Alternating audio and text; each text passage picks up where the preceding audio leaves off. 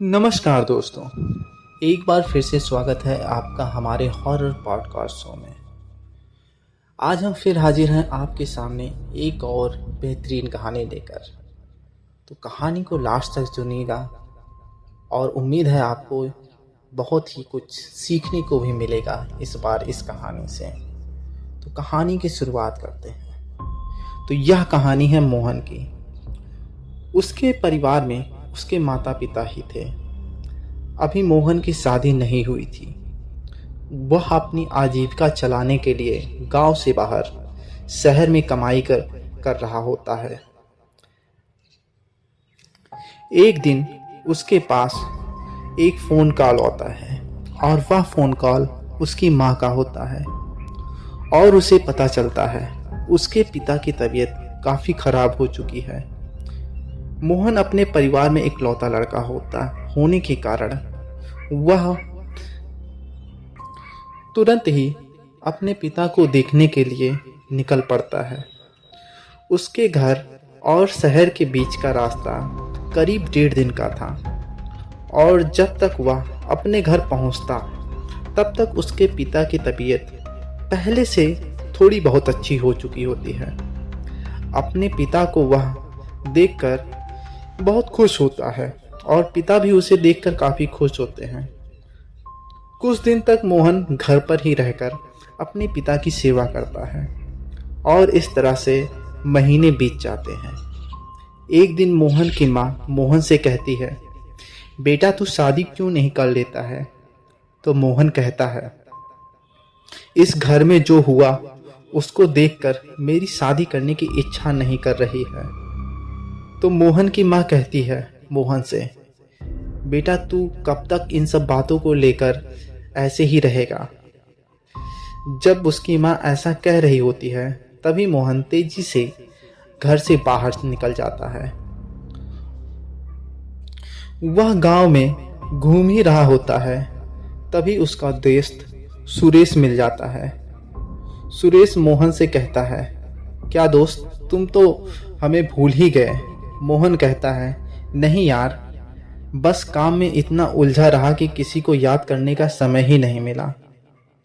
मोहन सुरेश से कहता है, और बता क्या चल रहा है आजकल? सुरेश कहता है, कुछ नहीं, बस शादी ब्याह हो चुकी है तो जीवन गुजर बसर करने के लिए यहीं पर काम कर रहा हूँ। मोहन चौंक कर कहता है, तूने शादी कर ली और मुझे बताया भी नहीं?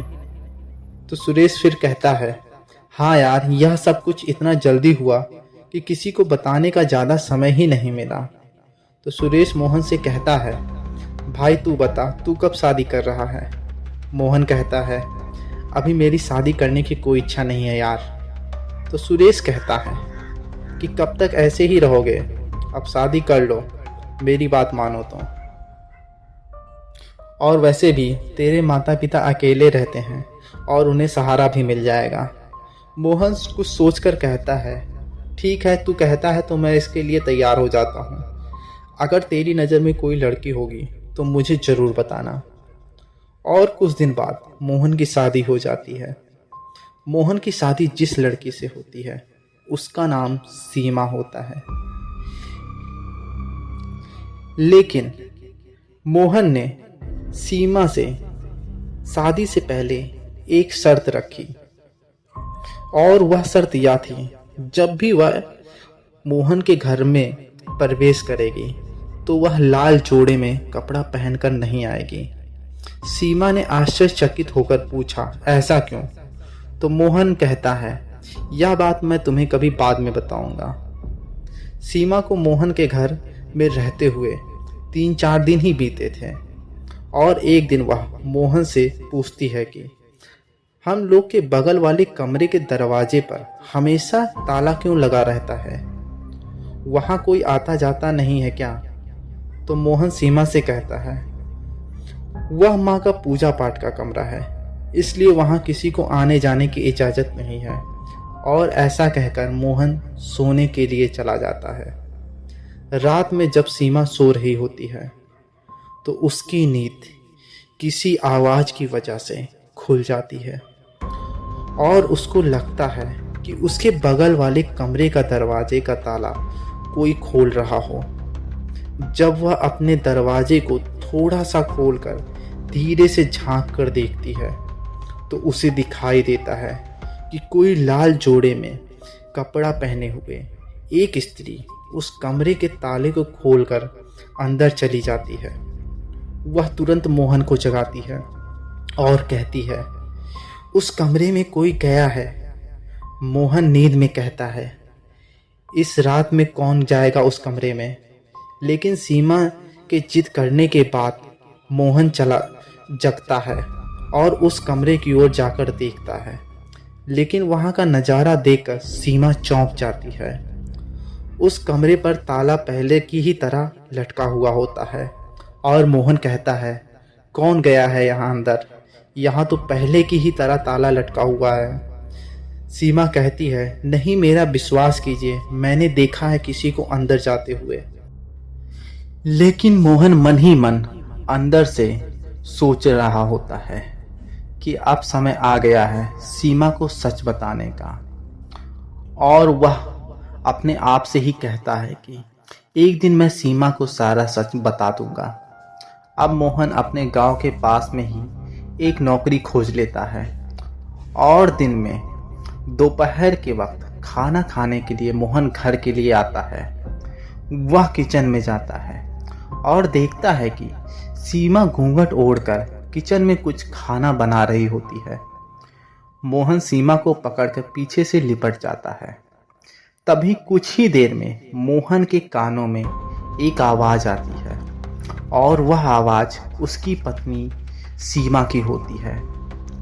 साथ ही वह आवाज उसके सामने से नहीं बल्कि उसके पीछे से आ रही होती है। मोहन यह सुनकर चौंक जाता है और पीछे मुड़कर देखता है और उसे जो चीज़ दिखाई देती है उसके चेहरे पर फिर हवाइयाँ उड़ जाती है। असल में उसकी पत्नी सीमा किचन के दरवाजे के पीछे खड़ी हुई होती है और पूछ रही होती है, आप यहाँ क्या कर रहे हैं? तभी मोहन अपने आगे चौंक कर देखता है। उसके सामने कोई नहीं होता है। अब उसके माथे से पसीना छूने लगता है। यह देखकर सीमा मोहन से कहती है, क्या हुआ आपको? आप इतनी घबराए हुए क्यों लग रहे हैं? मोहन बात को काट देता है और कहता है, खाना लगा दो, मुझे काम के लिए वापस जाना है। जब मोहन खाना खा रहा होता है तो सीमा उससे पूछती है, आपके बड़े भाई और भाभी के साथ क्या हुआ था? यह सुनकर मोहन सीमा से पूछता है, तुम्हें यह बात किसने बताई? तो सीमा कहती है, गांव के ज़्यादातर लोगों के मुंह से मैंने कुछ सुना था, लेकिन मुझे साफ साफ कुछ पता नहीं है असल में क्या हुआ था आपके भैया और भाभी के साथ। तो मोहन उसे अपने भैया और भाभी के बारे में कहानी बताना शुरू करता है। कहता है, भैया की भाभी की शादी हुए अभी कुछ ही समय हुए थे और वे लोग बहुत खुश भी थे। लेकिन दिन बीतने के साथ यह खुशियाँ धीमी पड़ने लगी क्योंकि शादी के 3 साल बाद हो चुके थे और उनको कोई बच्चा नहीं हो रहा था। इस बात को लेकर सभी लोग काफ़ी दुखी रहते थे। एक रात की बात है, जब मैं सो रहा था, मैंने देखा रात में भाभी हाथ में एक कलश लेकर घर से बाहर जा रही थी। मैंने बिना किसी को बताए हुए उनका पीछा किया। पीछा करते हुए मैंने देखा कि वह एक पुराने पीपल के पेड़ के नीचे जाकर खड़ी हो गई हैं और कुछ ही देर में उस पीपल के पेड़ के पीछे से एक तांत्रिक बाहर निकलता है और वह भाभी के हाथ से कलश ले लेता है और कुछ मंत्रों को तेजी तेजी से पढ़ना शुरू करता है। कुछ ही देर में वहाँ से पीपल के पेड़ के नीचे से ढेर सारी काली परछाइयाँ धीरे धीरे एक एक करके निकलना शुरू हो जाती हैं और उन परछाइयों से अजीब सी डरावनी आवाज़ें भी निकल रही होती हैं।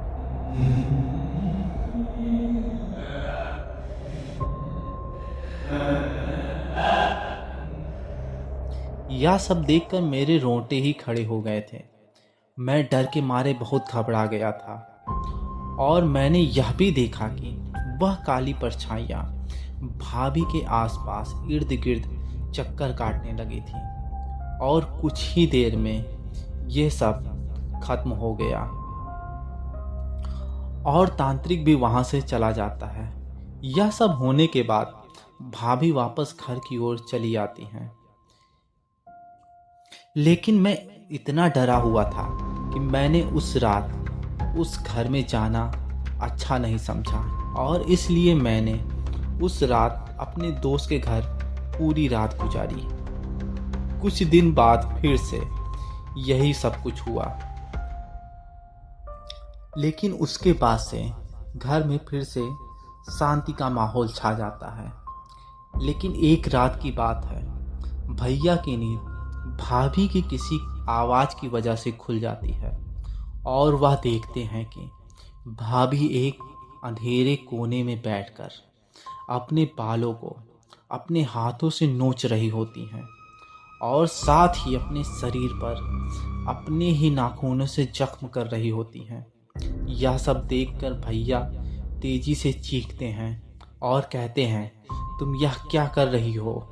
लेकिन भाभी ने एक डरावनी आवाज़ में कहा, तुम इन सब चीज़ों के बारे में ना जानो तो ज़्यादा अच्छा होगा। दूर रहो इन सब चीज़ों से, मुझे मेरा काम करने दो। यह आवाज़ इतनी भयानक और तेज होती है कि परिवार के सभी सदस्य वहां पर आकर खड़े हो जाते हैं और सभी सदस्य भाभी को रोकने का प्रयास करने लगते हैं। भाभी को सभी लोग पकड़ने का प्रयास कर रहे होते हैं, लेकिन वह किसी के वश में नहीं हो रही होती हैं, मानो उनके अंदर कितने सारे इंसानों की शक्ति आ गई हो। यह सब होते ही भाभी को अजीब सा होने लगता है और वह एक गंभीर आवाज में कहती हैं, तुम लोगों ने मेरी साधना में विघ्न बाधा डाल दिया है, अब वह मुझे नहीं छोड़ेगी। और उस रात हम सब ने भाभी को एक चारपाई से बांधकर सुला दिया और अगली सुबह जब वो नींद सबकी खुलती है तो वह सब लोग देखते हैं कि भाभी के शरीर पर बहुत ही गहरे गहरे घाव बने हुए होते हैं, मानो रात को उनको किसी ने बहुत बेरहमी से मारा हो और इसी वजह से उनकी शायद मौत भी हो जाती है। परिवार के सभी सदस्यों ने उनका अंतिम संस्कार तो कर दिया होता है, लेकिन अंतिम संस्कार करने के बाद जब सब लोग घर वापस आ जाते हैं और रात में खाना खाकर सो जाते हैं, तभी रात में सभी लोगों को भैया के चीखने की आवाज़ सुनाई देती है। सब लोग भैया के दरवाजे पर खड़े हो जाते हैं और दरवाजे को पीटते हैं ताकि भैया दरवाज़ा खोल दे, लेकिन वह दरवाज़ा अंदर से बंद होने के कारण खुल नहीं रहा होता है और सिर्फ सुनाई देती है तो भैया के चीखने की आवाज़। कुछ देर बाद वह चीखें भी आनी बंद हो जाती हैं और दरवाज़ा अपने आप भी खुल जाता है, लेकिन तब तक बहुत देर हो चुकी होती है और उस रात भैया की रहस्यमयी तरीके से मौत हो जाती है, जिसका कारण हम लोगों को आज तक पता नहीं चल पाया है। यह सुनकर सीमा बहुत घबरा जाती है और यह सब बताकर मोहन वापस अपने काम के लिए चला जाता है और अपना काम खत्म करके शाम को वह घर आ जाता है। उसी रात को सीमा जब सो रही होती है तो उसकी नींद प्यास की वजह से खुल जाती है और जब वह अपने बगल में रखे टेबल के पास पानी की बोतल उठाने के लिए आगे बढ़ती है तो उसे अपने कमरे के एक अंधेरे कोने में एक कुर्सी पर बैठी हुई कोई आत्मा नजर आती है। उसका चेहरा तो साफ नजर नहीं आ रहा होता है, लेकिन बस एक आकृति सी दिखाई दे रही होती है और मानो वह आकृति सीमा को ही घूरे जा रही हो। सीमा चौंक कर अपने कमरे की लाइट ऑन करती है, लेकिन वहाँ कोई भी नहीं नजर आता है। लेकिन इस रात के बाद से सीमा के साथ ऐसी कई घटनाएं कुछ महीने तक नहीं घटती हैं और इसी बीच सीमा प्रेग्नेंट हो जाती है और उसके पेट में अब करीब 7 महीने का एक बच्चा हो गया होता है। एक रात जब सीमा अपने कमरे में सो रही होती है तो उसे एहसास होता है कि कोई उसके पेट पर अपने हाथों को फेर रहा हो और जब वह अपनी आंखें खोलती है तो सामने का नज़ारा देखकर वह भयभीत हो जाती है, क्योंकि उसके बगल में एक औरत लाल जोड़े में बैठी हुई होती है। उसके सिर तक घूंघट होता है, सिर्फ उसके होठ ही दिखाई दे रहे होते हैं। यह सब देखकर सीमा चीखना तो चाह रही होती है, लेकिन उसकी आवाज़ नहीं निकल रही होती है। वह अपने बिस्तर से 1 इंच भी इधर उधर नहीं हिल पा रही होती है और यूं ही कुछ देर बाद वह आत्मा उसके पास ऐसे ही बैठी रहती है। फिर वह अचानक से वहाँ से गायब हो जाती है। उसके गायब होते ही सीमा मोहन को जगाती है और डरी हुई आवाज़ में सारी घटना को बताती है। अब मोहन को एहसास हो चुका था कि उसकी भाभी ने मरने से पहले जो कुछ भी कहा था वह बातें अब सत्य हो रही होती हैं।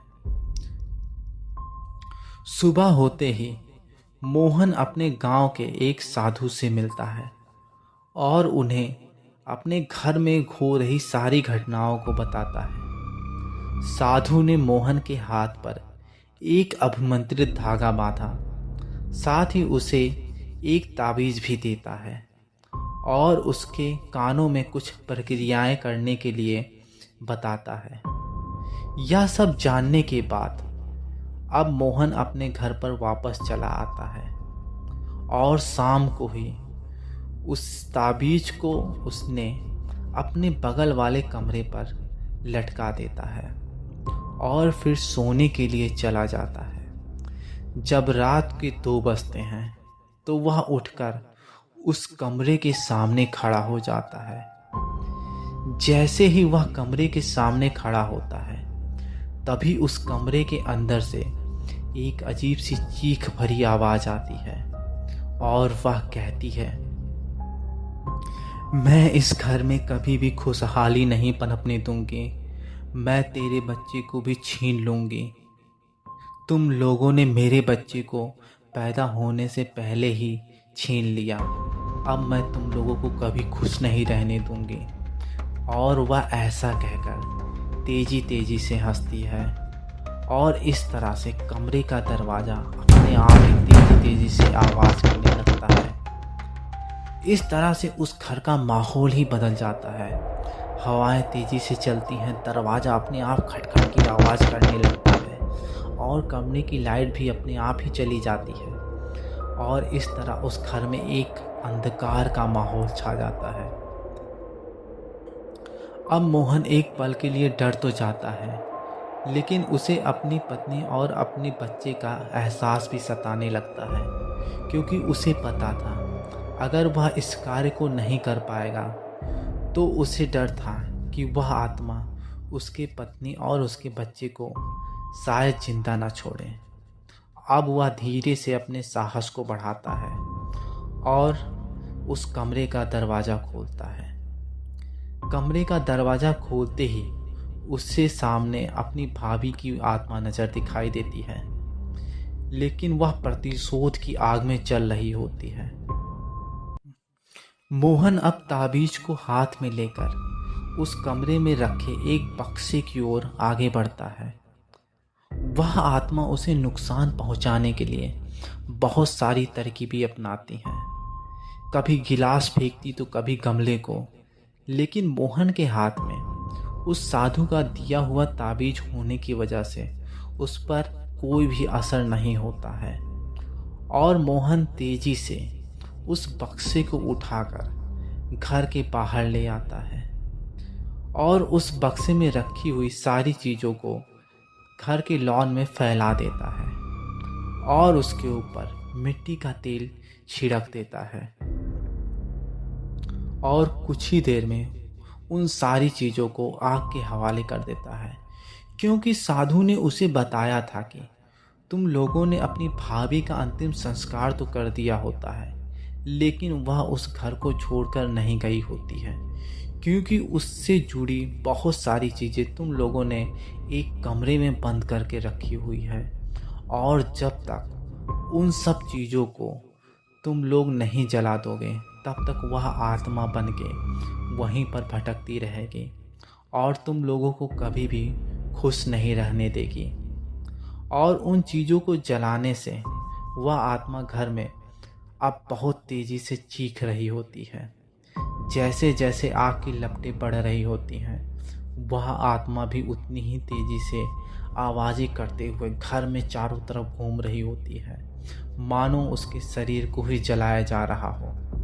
और कुछ ही देर में उस आत्मा को वहाँ से मुक्ति मिल जाती है और घर का माहौल पहले ही की तरह ही शांत हो जाता है। और इस तरह मोहन और उसके परिवार को उस आत्मा से मुक्ति मिल जाती है। दरअसल उसकी भाभी ने तांत्रिक से मिलकर अपने बच्चे के लिए कुछ प्रक्रियाएं करने के लिए हाँ भर दी होती है, और उस तांत्रिक ने उसकी भाभी से यह कहकर उस प्रक्रिया को आगे बढ़वाया होता है। उस तांत्रिक ने भाभी से कहा होता है कि अगर वह अपने पहले बच्चे को बलि के रूप में मुझे देगी तो उसको आने वाले समय में बच्चा होना शुरू हो जाएगा। भाभी उस तांत्रिक की बातों में आ जाती हैं और ऐसी प्रक्रिया करने के लिए वह राजी हो जाती हैं, और संतान सुख प्राप्ति करने के बीच में ही मोहन और उसके परिवार वाले उसकी भाभी के बीच में बाधा बन जाते हैं, जिसकी वजह से काली विद्याओं ने उसकी भाभी को और उसकी आत्मा को अपने वश में कर लिया होता है। इसलिए उसकी भाभी अब एक खूंखार आत्मा में बदल गई होती हैं और वह मोहन और उसके परिवार से प्रतिशोध की आग में हमेशा से जलने लग रही होती हैं। तो यह कहानी थी मोहन के परिवार की। आपको यह कहानी कैसी लगी? अगर कहानी अच्छी लगी हो तो वीडियो को लाइक करिएगा और अपने कमेंट में बताइएगा कि आपको कहानी का कौन सा पार्ट सबसे हॉरर लगता है।